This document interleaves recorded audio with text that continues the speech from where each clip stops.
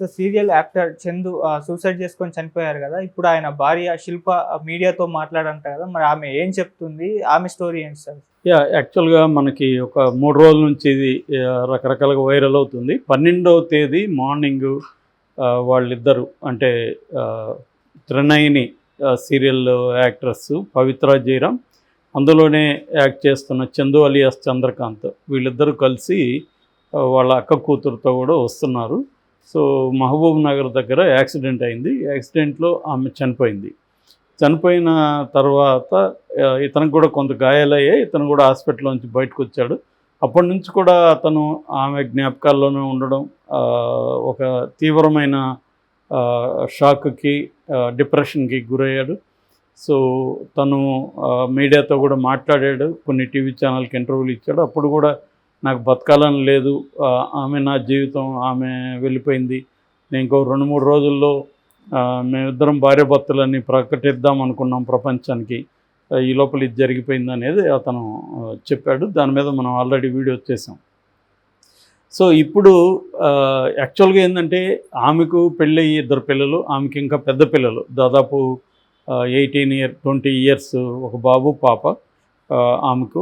ఆమె విడాకులు ఇచ్చేసింది భర్తకి. ఆమెకు చిన్నప్పుడే పెళ్లి చేస్తారని చెప్తున్నారు. అందువల్ల ఆ పెళ్ళి వర్కౌట్ అవ్వలేదు. సో తర్వాత వీళ్ళిద్దరు పరిచయం అయ్యారు. ఇక చందుకు కూడా పెళ్ళయింది ఆల్రెడీ. చందుకి కూడా 2 పిల్లలు ఉన్నారు. 8 ఏళ్ళ ఒక పాప, 4 ఏళ్ళ బాబు, 3వ క్లాసు ఎల్కేజీ ఇద్దరు.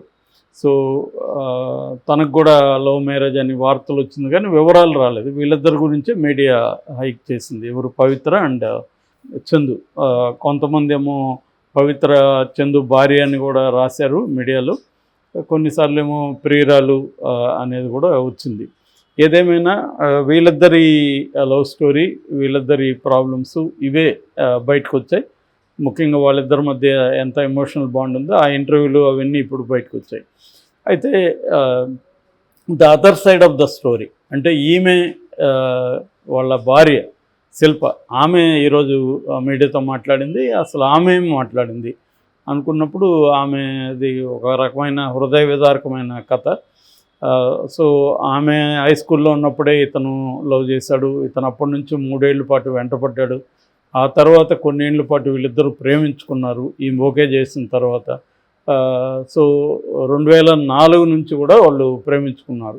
2004 నుంచి 2015 వరకు, అంటే దాదాపు 9 ఏళ్ళు వాళ్ళిద్దరూ ప్రేమలో ఉన్నారు. సో 2015లో పెళ్లి చేసుకున్నారు. అది కూడా అమ్మాయి వాళ్ళ ఇంట్లో వాళ్ళకి ఇష్టం లేకపోయినా అమ్మాయి ఎదిరించి పెళ్లి చేసుకుంది, ఒప్పించింది. సో అందరూ బంధువుల సమక్షంలోనే పెళ్లి చేసుకున్నారు. ఆ తర్వాత వాళ్ళకి 2 పాప బాబు పుట్టారు. సో అప్పటి నుంచి కూడా బిగినింగ్ నుంచి కూడా బాగా చూసుకునేవాడు, తను బాగుండేది. ఈమె అంతకుముందు హెచ్ఆర్లో పనిచేసేది. తనకు తెలిసిన సర్కిల్స్ ద్వారా ఈమె ఇతన్ని సీరియల్స్కి కూడా ఇచ్చేసింది. మధ్యలో ఒక చిన్న సాఫ్ట్వేర్ కంపెనీ కూడా ఇతని దగ్గర పెట్టించిందని చెప్తున్నాడు. అతను దాన్ని నడపలేదు. దాని తర్వాత సీరియల్లో ఈమె రికమెండ్ చేసింది. ఆ తర్వాత పవిత్ర, ఈ త్రినయనిలో పవిత్ర ఇతనికి అక్క రోల్ చేసిందని చెప్తున్నారు. అక్కడ ఆమె పరిచయం అయిన తర్వాత సో ఆమెతో అఫైర్లోకి వెళ్ళాడు. అప్పటి నుంచి ఈమెకు శిల్పకు నరకం చూపించడం మొదలుపెట్టాడు అనేది ఆమె చెప్తుంది. సో పవిత్రతో స్టార్ట్ అయిన తర్వాత ఇంటికి సరిగా రావడం మానేశాడు. వచ్చినా కూడా నన్ను తిట్టడం, చాలాసార్లు కొట్టేవాడు కూడా, మందు తాగి వచ్చేవాడు, నన్ను కొట్టేవాడు. నా ఎదురుగానే ఆ అమ్మాయితో వీడియో కాల్స్ చేస్తూ పాపా బుజ్జి నన్ను మిస్ అయ్యావా ఇలాగ మాట్లాడుతుండేవాడు. సో నేను ఇది ఎవరికైనా చెబితే పొరుగు పోతుంది, 2 పిల్లలు ఉన్నారు, ముఖ్యంగా ఆడపిల్ల ఉంది అని చెప్పి నేను సైలెంట్గా ఉన్నాను. నాకైతే అత్తమామ నన్ను సపోర్ట్ చేశారు, చందు వాళ్ళ అమ్మ నాన్న, వాళ్ళకు కూడా బాధపడుతున్నారు. కానీ అతను ఎవరి మాట వినలేదు, అమ్మాయి మోజులో పడిపోయాడు. సో డీపు ఎమోషనల్గా ఇదైపోయాడు. అప్పటి నుంచి కూడా నాకు నరకమే చూపించాడు. ఈ 5 ఏళ్ళుగా మేము దూరంగానే ఉంటున్నాం. సో అతను నాకు అన్యాయం చేశాడు, నా పిల్లలకి అన్యాయం చేశాడు. వాళ్ళ పిల్లలకేమో తండ్రిలాగా ఇతను కాలేజీలకు వెళ్ళి సంతకాలు చేస్తాడు. మా పిల్లలకేమో ఏనాడు కూడా ప్రోగ్రెస్ రిపోర్ట్లు చూడడం కానీ, వాళ్ళ గురించి పట్టించుకోవడం కానీ చేసేవాడు కాదు. అప్పుడప్పుడు పిల్లలు చూడడానికి ఇంటికి వచ్చేవాడు. అప్పుడు కూడా నా సంగతి గురించి కానీ ఏం పట్టించుకునేవాడు కాదు. రెండోది నా గురించి బ్యాడ్గా ప్రచారం చేసేవాడు అందరి దగ్గర.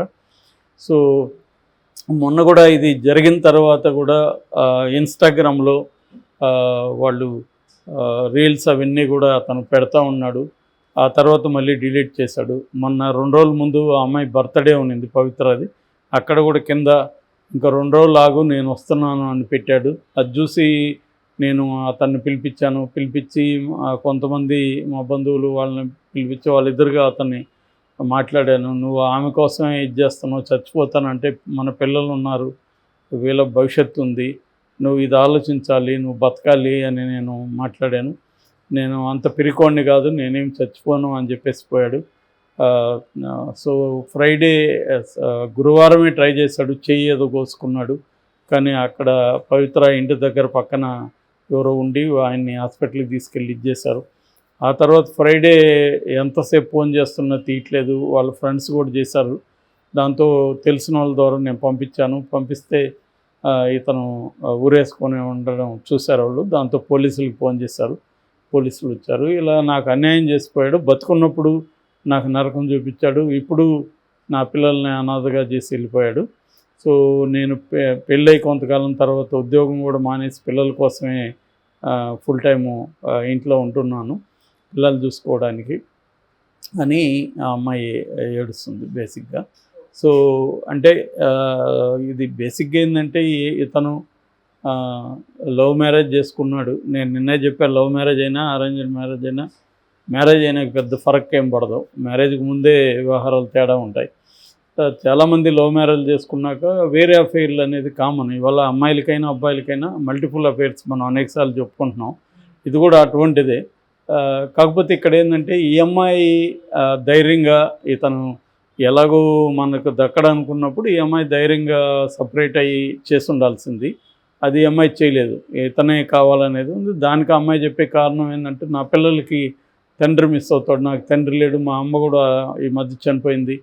సో తల్లిదండ్రులు లేని లోటు నాకు తెలుసు, అందుకని పిల్లలకి ఫాదర్ కావాలన్న ఉద్దేశంతోనే నేను ఇతను మారుతాడనే హోప్తోనే ఉన్నాను. మహిళా మండలికి కూడా మధ్యలో వెళ్ళాను. వాళ్ళు అడిగినప్పుడు కూడా పవిత్ర నా ప్రాణం, నేను పవిత్రను వదలనని వాళ్ళ దగ్గర కూడా ఓపెన్గానే చెప్పాడు. అప్పుడే నాకు వాళ్ళు చెప్పారు, అమ్మ ఇతను చేంజ్ కాడు, నువ్వు సపరేట్గా నీ పరిస్థితి నువ్వు చూసుకో, విడాకులు ఇచ్చేయి, అతని నుంచి ఏమన్నా గిరణం ట్రై చేయి అని చెప్పారు. కానీ నేను వినలేదు. నేను ఇతను మారుతాడనే హోప్తోనే ఉన్నాను. పవిత్ర కూడా నాకు అప్పుడప్పుడు ఫోన్ చేసి అతను నా భర్త, ఇంక వదిలేను, మర్చిపో అని కూడా నాకు చెప్పింది.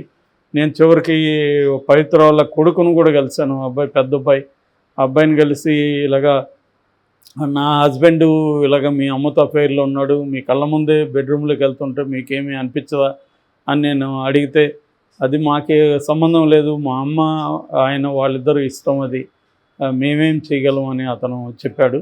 సో ఇలాగ అన్ని రకాలుగా నేను ట్రై చేశాను. బట్ మా బంధువులకు కానీ ఎవరికి కూడా ఈ విషయం చెప్పలేదు, ఎందుకంటే వాళ్ళకి నా మీద ఒక బ్యాడ్ అభిప్రాయం వస్తుంది అనేసి నేను చెప్పలేదు అనేది ఆమె బేసిక్గా చెప్తుంది.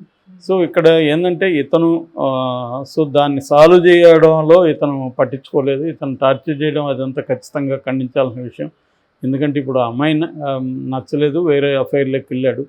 సో వాళ్ళ పిల్లలకి కానీ భార్యకి కానీ ఇతను ఏదో ఒకటి చూపించాల్సిన బాధ్యత అతని మీద ఉంది. అది వదిలేసి అతను వాళ్ళని నరకం చూపించడం, ముఖ్యంగా భార్యను అనేది ఘోరం. ఎందుకంటే వాళ్ళ అమ్మ కూడా, ఈ అబ్బాయి వాళ్ళ అమ్మ కూడా సేమ్ వెర్షన్ చెప్తుంది. వాళ్ళు మొన్న పోయింది కూడా ఊటీకి వెళ్ళారు, అక్కడి నుంచి రీల్స్ కూడా చేసి పెట్టేవాళ్ళు అని చెప్తుంది భార్య. అట్లాగే నా సోషల్ ఐడీలన్నీ కూడా బ్లాక్ చేసేసాడు అతను. నేను ఏ రకంగా కూడా ధైర్యంగా ముందుకెళ్ళలేకపోయాను అనేది ఆమె చెప్తుంది. సో బేసిక్గా ఆమెకి అంత ధైర్యం ఉండట్లేదు. పబ్లిక్గా దీన్ని ఇష్యూ చేద్దాము, గొడవ చేద్దామన్న ఆమె అనుకోలేదు. మారుద్దామనే అనుకునింది, కానీ అది మించిపోయింది.